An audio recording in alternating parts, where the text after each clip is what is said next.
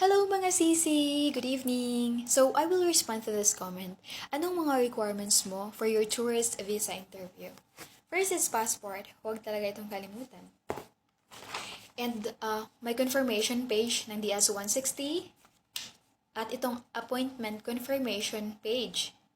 Ito yung binayaran ko sa visa, sa tourist visa, ng $185 and 10,730 pesos.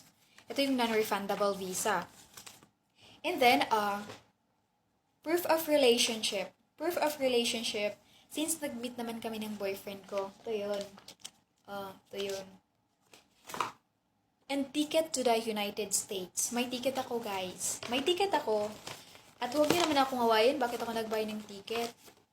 May ticket ako kasi, yun nga, nag-ask yung boyfriend ko na, need ba talaga mag-buy ng ticket sa papuntang US? Tapos sabi ko na, ay hindi naman love, hindi naman talaga need. Pero, yung naano ko is, magstay lang sila ng week. So, nag-buy sila ng ticket at saka yung hotel reservation good. So, ang ticket ko cost 122,316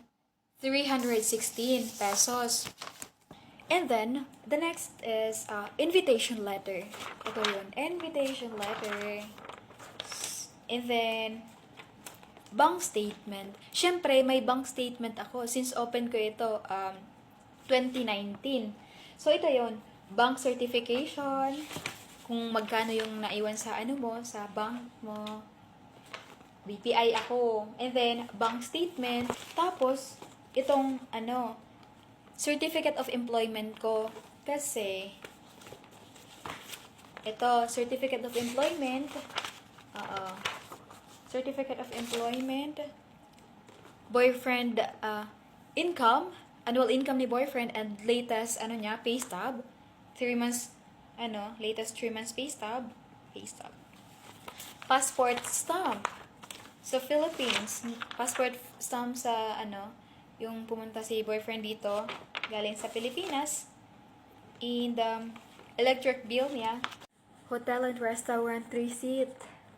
Ito yun.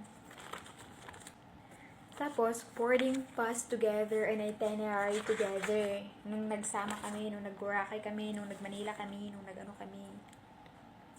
And, paycheck ko, latest 3 months pa din. Latest 3 months. BDO. Nun. And then, bring ko yung PSA ko. PSA and diploma. Diploma and certificate. And you know guys, hindi naman talaga ako hininga ng kahit isang documents except passport. Ayun. Wala talagang hininging document sa akin.